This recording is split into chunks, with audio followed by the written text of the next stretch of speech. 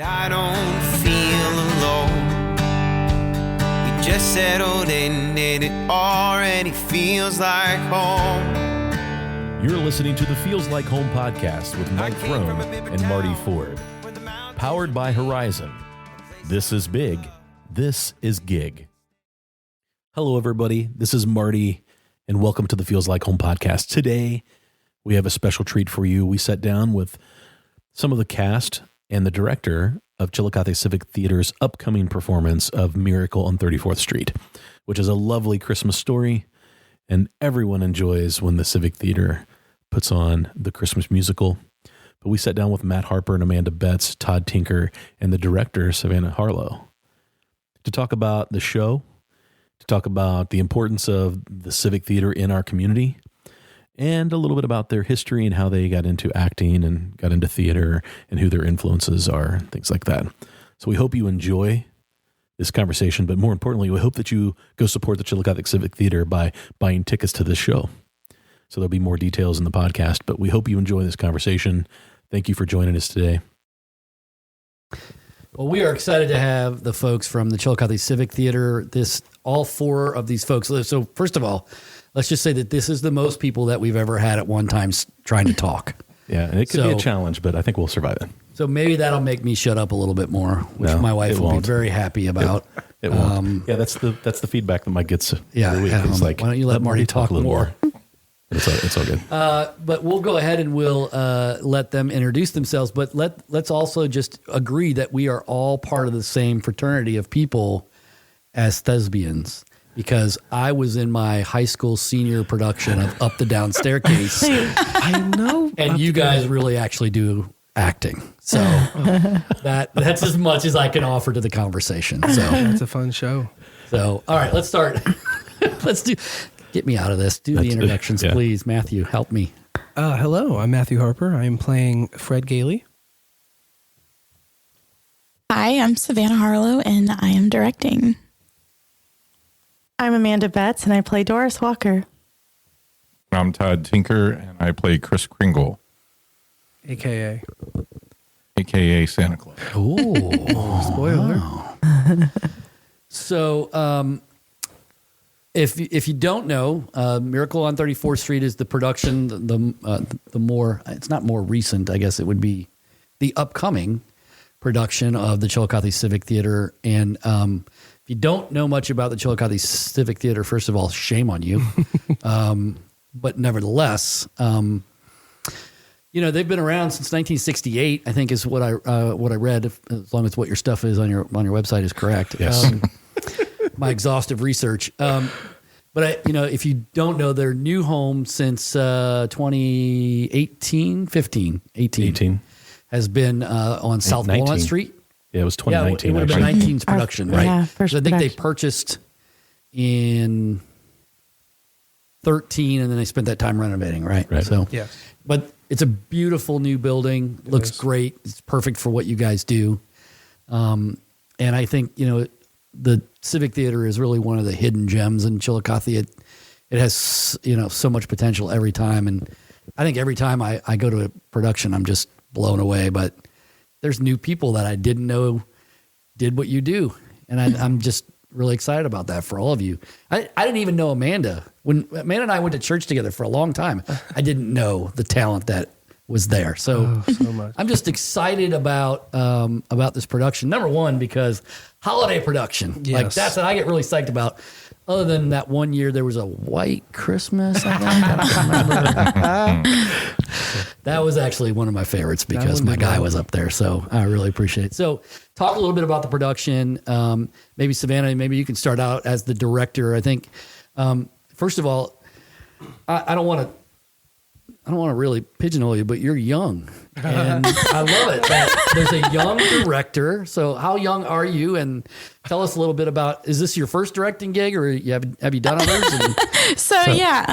I am a little bit deceiving. I have a baby face. But I'm 28. Okay. But most people think I'm like 17. So I get that a lot. But yeah, this is my first time directing with CCT. I directed some in college and have taken directing classes, but nothing on this large of a scale. So I'm really excited, nervous, but I have a great cast and I think it's really coming together. So you mentioned that you went to college and you directed some things in college. So like, I'm always interested in the journey of people that do local theater and things like that. I mean, obviously, like when Marty did it, I didn't know Marty as anybody that had ever done that before. And so it was like, wow, that's pretty cool. And as I mentioned you, Amanda, and I've known Todd for a while too. So like but I knew Todd as somebody that was in the Civic Theater. So like, tell me about your journey, Savannah. Like, how did you get here? And were you young when you decided you really wanted to be in all this? Yeah. My first show ever was actually with CCT when I was like 10 and they did How the Toys Take Over Christmas. And I was just a porcelain doll. So that's kind of where it started. And then I did middle school plays and then high school shows and then, did a lot of CCT in high school. And then when I left for college, I was gone for a while. And then in 2015, I started coming back around and doing stuff. My first show back was Meet Me in St. Louis where I met Matt Harper and his wife. So yeah, that was a cool experience. So have all of you directed something for CCT? I thought that's what, as I was looking through the list. Wow. So that's pretty amazing. And I don't want to get too far away from what your journey was, but I definitely want to come back to the difference between performing and directing at some point in time. Because to me, that's a real interesting aspect of what local theater can do. It gives you a lot of opportunities. Matthew, talk a little bit about your journey and how you got to doing what you're doing now. Absolutely. Thank you. So I've been acting as long as I can remember. I'm a middle child who needs all the attention he can find. And so I found out very quickly that after you get done with a scene or a song or a show, they clap for you. And I was like, yes, I want to do that for more. I want to do that for the rest of my life. And I found local community theaters. I grew up in a very small little town, so I had to travel a little bit, but so I went along that way to professional theaters, to college and everything around that area, and then finally I directed one show out in Zanesville. I mean, I've been all the way around. The Diary of Anne Frank was the first show I ever directed, and then I got bit by that bug. So that's a whole nother theater aspect there. So it's been in my life as long as I can remember. Are you a native Chillicothean or are you somebody that's a transplant? I'm a transplant. Okay. I'm happy to say that. So where are you from originally? Yeah, so a little up north, a small little town of Utica, in between Newark and Mount Vernon. Right. Okay. And we had a nice little theater department in my little school. I don't know how something in the water, we were lucky. And that's kind of where it all stemmed from. Oh, cool. Yeah. That's great. Amanda, let's talk a little bit about your journey. I remember as we went to church together, like I had no clue, and probably you were already doing it then and I just didn't know, but talk a little bit about your journey and how you got to this point in your local theater career and so on. Okay. I grew up in Michigan and I went to a high school where theater was really, really important. They actually started auditioning small children in like the K-12. So I did a couple shows in elementary school. Played Annie was my first big role. So that was a lot of fun. And Talk about typecasting, right? Right. You can't see this because it's a podcast, but red hair. So sorry. Yeah, and then actually my daughter ended up playing Annie years later. So that was kind of cool to kind of share that with her. Come full circle. Yeah, absolutely. And then in high school, I wanted to study theater. I wanted to be a theater teacher. And so that's kind of what I set out to do. Went to university in Arizona.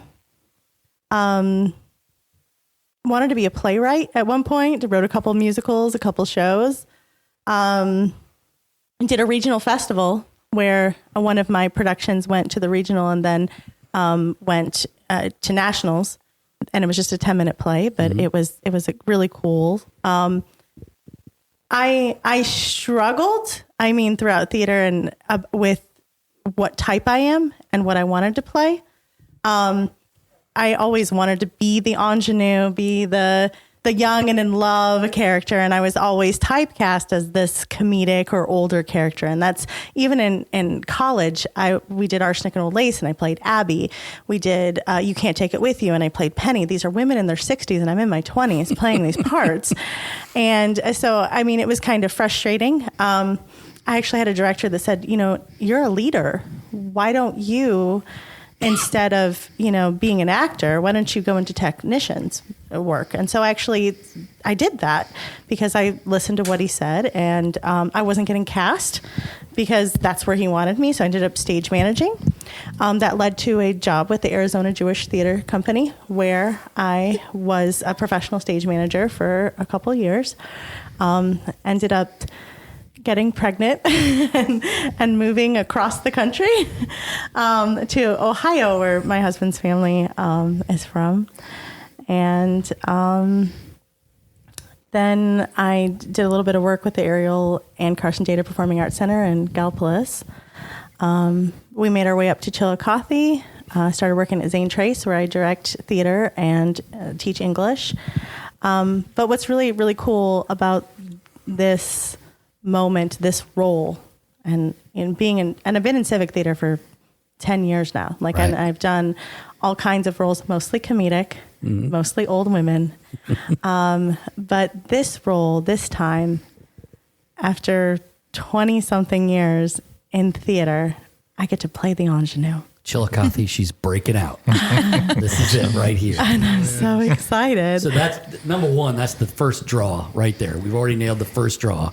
Come see Amanda in her breakout performance. That's true. Well, good Sounds for you. That's crazy. awesome. That's exciting. It is really exciting. I've watched you do lots of other roles, and I am really looking forward to what you're going to bring to the stage for this show. It's going to be fantastic. Thanks for sharing that, Todd. What about you in your journey? You're the more seasoned veteran, I think. Maybe No, actually not. Just the opposite. I've been around Chillicothe my entire life, right? But I've only been around theater for just a little over 2 years. Okay. I came in when they were doing the Crucible in 2019. And I just came to learn stage management and do that kind of thing. And the next thing you know, that producer for the Crucible came to me 10 minutes before showtime and said, "You got to go on as Reverend Hale." Would I know the producer in question? Yeah, she's sitting next to me. Okay, yeah, that's And so I did that and caught the bug. And since then, I've basically lived at the theater. I've been a part of I think every production that we've had since then. I think it's 10 right now coming up. So, and that's with COVID.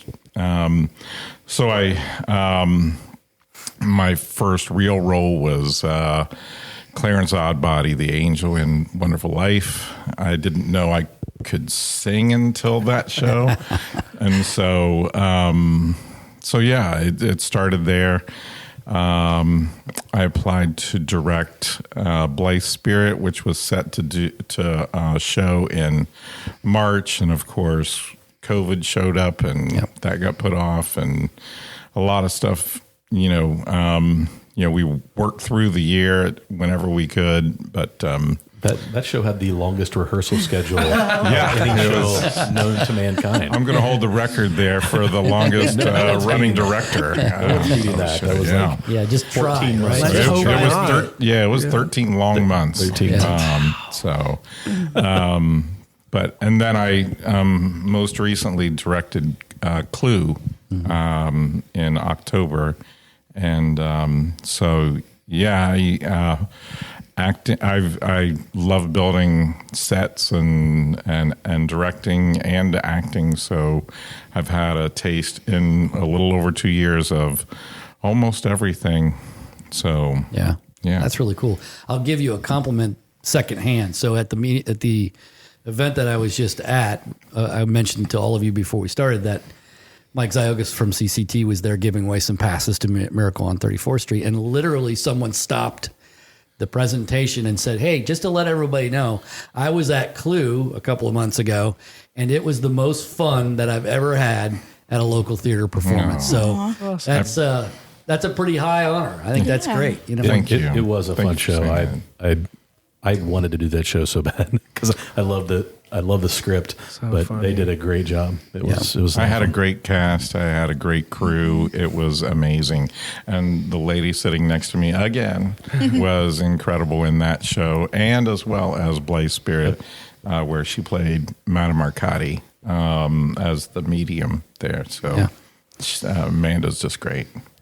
So, you know, with four of you here and then the two of us here, you know, like I feel like when I ask a question, like I'm not going to point to somebody every time. So like just answer the questions however you want. But like my biggest question, I think for all of you is like, you know, it's obvious that local theater struggles from time to time.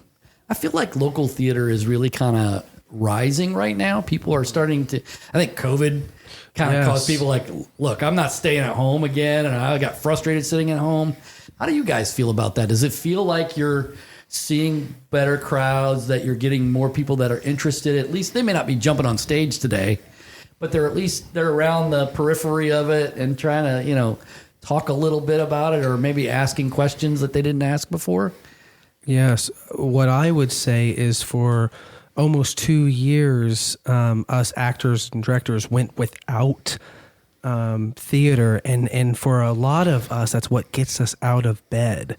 Whether you go to see theater or you're in theater, it's just something I've always said, a day with live theater is a good day. Yeah. And so we went almost 2 years without that. And so now you're seeing this hungry audience or hungry actors and actresses that maybe took it for granted before. And now they're back in 100% full force. And so I don't think we're going to take it for granted anymore. Yeah. As you stated, you keep hearing, oh, I saw the best show at CCT. I saw the best show at CCT. And that's a testament to us working that every show you one up. I think that's where we are now. Mm-hmm. Not all of us were sitting at home for those 2 years. Very true. You were rehearsing. I was there every day almost. Yeah, I lived there. Yeah. So funny. How far ahead do you plan your schedule? I think when I was talking to Mike tonight, he said that you're 2 years out right now. That seems, at least, yeah. I mean, I remember a time, at least, and this was years ago, but like we didn't know if there was going to be another production 3 months later or 6 months later. So that seems like you know, that's a kind of a testament to this group as well, that you guys have been able to develop this calendar that you can continue to feed. Yes. And how do you guys feel about? I mean, it's got to be amazing to think in 2020, late 2023, we already know what we're going to be doing. Yeah. So. I'll jump in and speak to that. I think that's the first time in a long time we've been in that position, because we have a board that pushed to make that happen. Yeah. I think that we have a lot of people who said we would really like to have the opportunity to sell like more membership, right, and season passes. And it's hard to sell a season pass when you don't have your seasons planned out. Mm-hmm. The licensing companies, Amanda can speak to this because she knows inside and out, but it is hard to plan out ahead, because a lot of times you'll land something like Elf, and then you get notified that like it's going to be a regional production or a national production, and they take your license away. So sometimes the schedule has to change, but this is the first time since I've been a part of the board that we've had 2 years planned out, and it's exciting to we hope to stay always, 2 years out with our planning. And think about this, the confidence that you have in your community theater and your community that you can plan 2 years from now, that we'll have people coming out for this. I mean, that's a testament to CCT as well, for sure. So we've established that it's basically 5 of you against me. You're all. I just, when you said that, Marty, I literally was like, oh yeah, he's on the board. So like literally, I'm by myself. We've done this. It's all right. With my one high school production of theater experience. We're all in this together. I appreciate that you keep us. You keep me in that group. I really appreciate that. Yeah. Well, Marty's first show was White Christmas, right? Yeah. So I was late to the game. Yes, and you picked that up pretty quickly. Yeah, enough to do Gaston right after that. So that was fun. You know, I enjoyed it. It was something that I had a chance to kind of really stretch myself. I think one of my favorite things that happened through that process was me journaling on Facebook. I would do these videos of just like where I was in the production, what was happening in my head, in my heart, and and how it was impacting me as a person and really changing my life in a lot of ways. So that was a fun part, getting to meet new people. And I think that's one of the things I see with the theater now is every production's got new people jumping in, and that's exciting to see. So it's not, I mean, we have a lot of people who love to be a part of every production we have. You'll always have that, I think. Right, like with Todd got bit by the bug. He doesn't have a choice now. He just loves it. now he's all in. Right, but we're seeing other people step forward and want to direct, like Savannah directing. Like that's exciting. A young director that wants to jump in and cast her vision for the show. So I can't wait to see the show because of that. Yes. So that those are the things that are happening that I think are pretty amazing. Well, we had a lot of new people come in Shrek. And we had some people, even though it wasn't a huge cast for Clue, we had a nice range of people who've been around a while, and then we had some new people come in and work with us. So, and then when you put the schedule out 2 years in advance, I think it gets a lot more excitement for people to know what's coming up and what they want to be involved in, and it brings a lot of people into the theater. Yeah, I agree. Feels Like Home will be right back. From talking to neighbors to connecting to the world, Horizon's internet, digital TV, phone, and security services are all that you need. At Horizon, they have been keeping the residents and businesses of Southern Ohio in touch with their world for over 120 years. And just as the world of communication has changed during that time, so has Horizon. Today, they are your best source to get the services you need to keep your home and business connected to the world around you and beyond. To learn more, go to horizonconnects.com.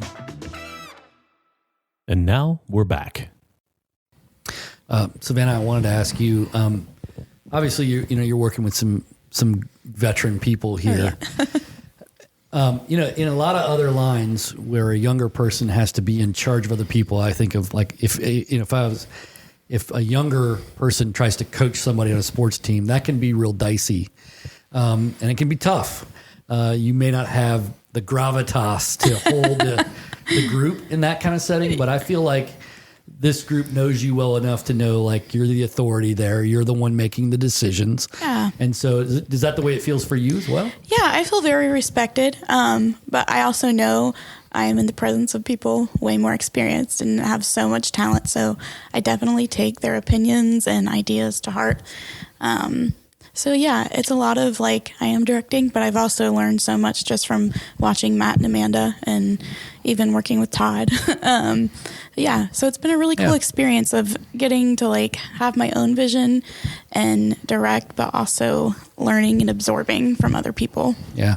Let me reverse that for the three of you. I mean, obviously it's her first time directing, at least at this level, I mean, at CCT. So like, what have you seen in her that you kind of feel like, wow, this is a really promising thing, but then also like, it's the first time. So, 5 productions from now, you're going to know a lot more, right? Yeah, for sure. And so what are you seeing now that makes you say, wow, there's some real promise here? I will say that it's quite a dance that we play, director to actor, that the director, Savannah in this case, has a wonderful vision for this show. And it's our job to make that vision come to life. Now, does that mean it's 100% what she has in her mind? Not necessarily, but she has laid the groundwork and we just have to run on that ground. And I think that's what all theater is based on is acceptance. And that's what we do as even mature actors here, is that we are accepting Savannah as a wonderful director. I think theater folk are some of the greatest folk that they just accept everyone for who they are, for what you are. Come in, we need you to do this show. Whatever you have, you are valuable. Yeah. And that's how we see Savannah. Wow. Do you agree? Yeah, I agree. I also think she's extremely organized. Yes. And so, like, a lot of the times directors, forget those fine details. Like, okay, this is what the props need to look like. This is what the lighting needs to look like. Just because you're so involved in the actual, like, just working with actors and trying to do what, blocking or choreography. But this is the first production that I've been in where there is a weekly production meeting in which deadlines are discussed, accountability is there. So she's an all around just super organized and super amazing person. And she also lets us play, which I really, really appreciate as an actor, because oftentimes in community theater, when you are part of the board, when you have directed shows, you find yourself in a position where, maybe things aren't always happening the way they should, and you have to like step in and do a lot more than maybe you want to at that moment. And working actually with both Todd and Savannah, I've had the freedom to just be an actor, and enjoy it. And when you run a school program, you're always in charge too. So it's been really wonderful to sit back and watch Savannah work and just let me play. So, yeah. I think one other thing is that she's assembled a really great team to do the show. I mean, between the people doing between stage managers and the producers and all the people that it takes, the choreographers, all those people, working together with, Savannah and everyone else, the actors and with each other. I think that's an important piece of putting a great show together, is having people who know what they're doing and can do it well. She's got Haley Gray as her stage manager, who's awesome. And she's got Quincy Newsom and Gabby Goshorn doing choreography, and all those, Melissa doing music, directing. It takes all those people together to put a great show together, and they've been amazing as always. That's a big piece of directing, is putting that team together and working really closely with them.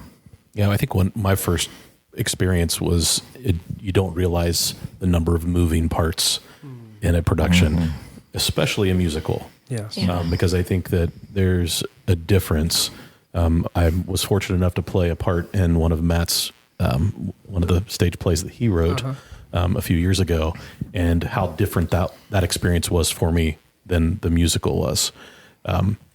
Choreography is something that I was not expecting when I showed up for the audition, but that was a fun part of that experience. So, and then the other thing is talking about Savannah and being her first musical with CCT. She's done a lot of other things, brings a lot of experience, but there's an opportunity for Matt and Amanda and Todd and other people to mentor her as well. Yeah, and definitely. And I think that you're never too old to be mentored. That was one of the things that I recognized early on, that there were people that were a lot younger than me in that show, but I was being mentored at every turn in different ways. And that's one special thing I think about the theater, is you kind of throw age out. You throw lots of things that typically get in the way of like normal everyday relationships, and you just put those aside and you just learn and grow, because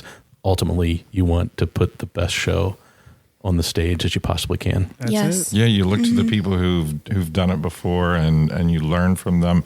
I learned again. Here I am again from Amanda doing Frozen Junior and working. I mean, that was an amazing experience working with her in that show, and that really gave me the knowledge and experience to go into directing Blythe Spirit, I think, and then subsequently Clue. But and I'm learning in the short period of time. I haven't worked with Matt until this show, really. We had met before, but I had never worked with Matt, and I had heard great things about Matt going into the show, but I've learned a lot just watching him, in rehearsal. So it's just learning from the people who've been here and done it, and you're working with. I mean, you ask questions and you just absorb whatever you can. So, because of course, everyone wants that end goal of a great show. Yeah. We were just talking about that. Savannah messaged me and Amanda, whatever it takes, I want the best show. If you have ideas, bring it to the table. I want the best show, whatever that takes, and everyone has that same goal for sure. Yeah. Musicians have influences, people have heroes. Who are your influences as you look back? Not only maybe people that I don't know, but, obviously, a lot of people have great actors that they've either seen or seen through a screen or things like that. Tell me a little bit about some of your influences and how they got you to really get involved in this game. How much time do we have? I'm giving you 30 seconds. No, I'm kidding. Yeah. I'll go really quick because we were just talking about this yesterday. Amanda and I were. I remember the first professional show that I ever did, and I'm going to drop that as many times as I can because it shocks me to this day. But anyway, I auditioned. I was 15 years old. I had just gotten done doing a high school production of Grease. I played Danny. I was big stuff. So I thought. And I get cast in the Summer Stock Theater. They do 5 shows in a summer. I get cast in one of the shows, and I thought, what is going on? It's Music Man. I go to the first reading of the show thinking, I should have been Music Man. What? And I'm 15 years old. What am I thinking? I go to the first reading, and Rob Watson, who's playing the Music Man at the time, is sitting there at the table with his lines memorized, doing Trouble, doing Marion the Librarian, doing it the best I've never seen anything like this before, and I thought to myself, I'm exactly where I should be, learning from this guy here, Rob Watson. I'll never forget the name. And now, maybe someday I'll be Rob Watson. And for somebody else. Yeah. For someone else. Yeah, that's I think great. you already have, man. Yeah. Just put it out there. Yeah. Amanda, what about you? I haven't actually really thought about this. Like, Good question. I mean, if we're talking like not famous people, I would say probably Linda Murley at my high school. She was my theater director, and she was just amazing. Like, she wanted to be an architect, but the time period wouldn't allow her because she was a woman. Mm-hmm. And she got into theater, and when she built sets, I mean, you felt like you were actually there. They were just absolutely gorgeous. And to see a strong woman in theater, so that was important. And then I guess famously, I would go with Kathy Bates. Mm-hmm. I love Kathy Bates. I think she can do anything. Oh, you could be Kathy Bates. And I have played I have played a few roles that she played. But yeah, I think that's all I have. It's not as cool as Matt's story, but yeah, Oh, stop. Savannah, what about you? People that have influenced you? Yeah. One would definitely have been my dad. He was a great actor. He was the one that got me into acting. He would as a kid, our home videos, I'd be the Little Mermaid, be like, okay, stage left right here. Put me in places. So I get it honest. But then also, sounds so such a millennial, but I love Lady Gaga. I just think she's a great performer, actress, vocalist.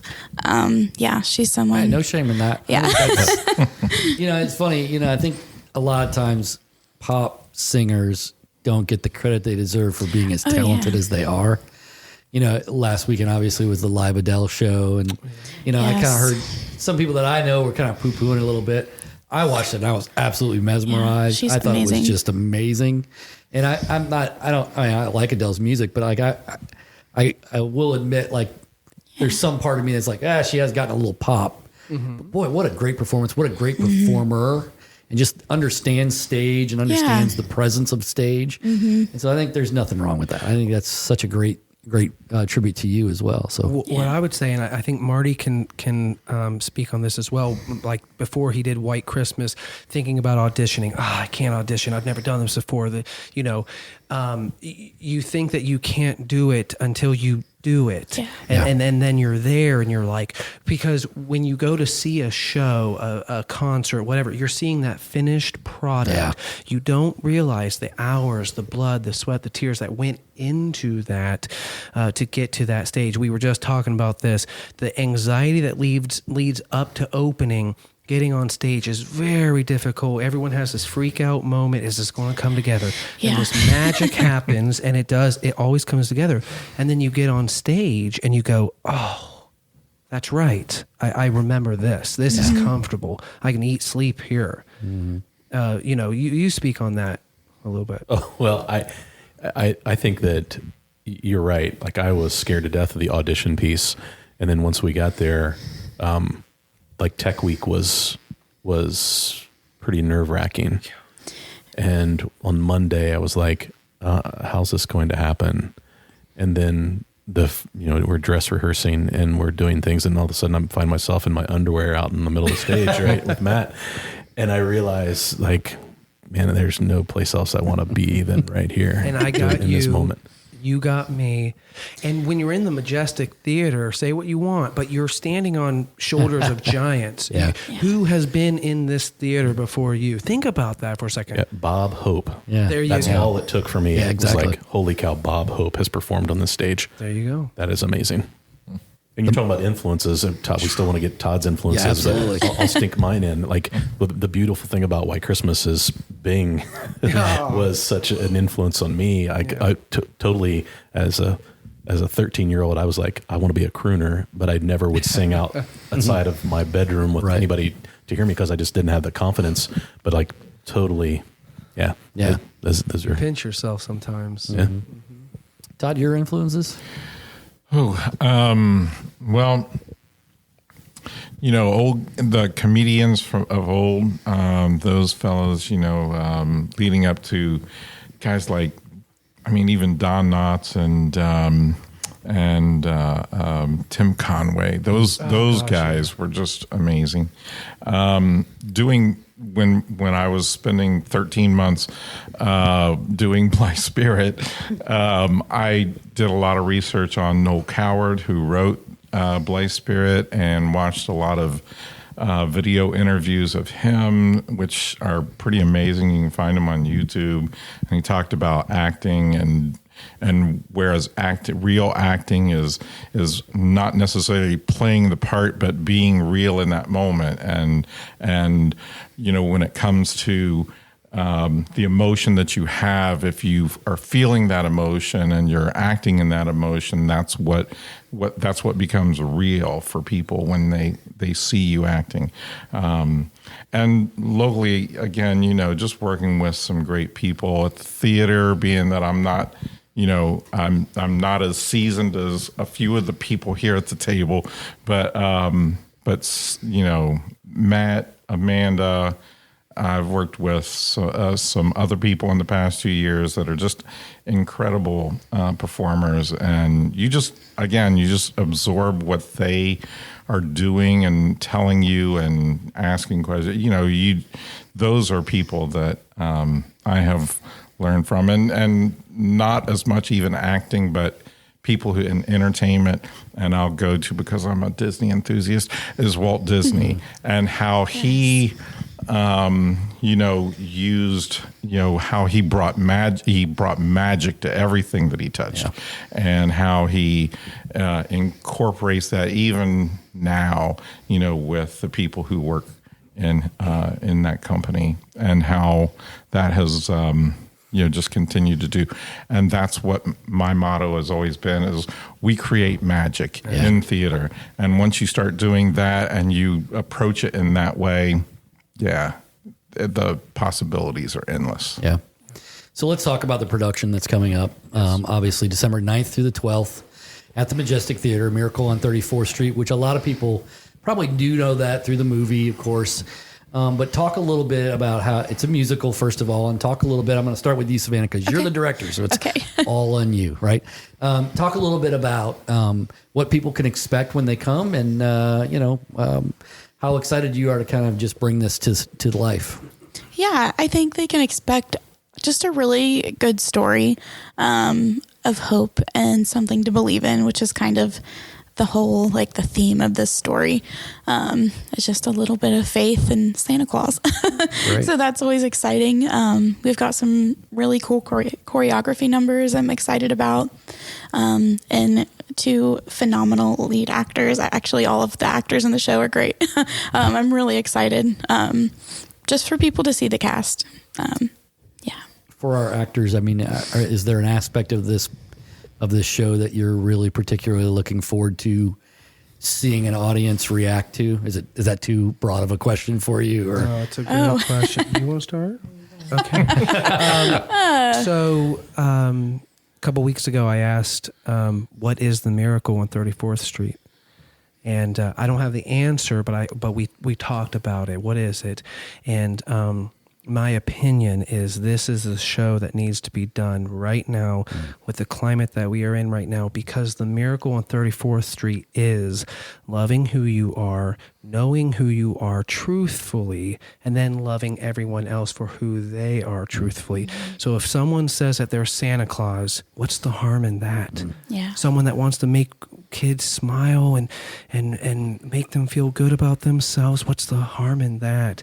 So the miracle on 34th Street is loving yourself and loving your neighbors, and that's what this show is all about. And you get to see this with the 2 main characters who go through their real life struggles.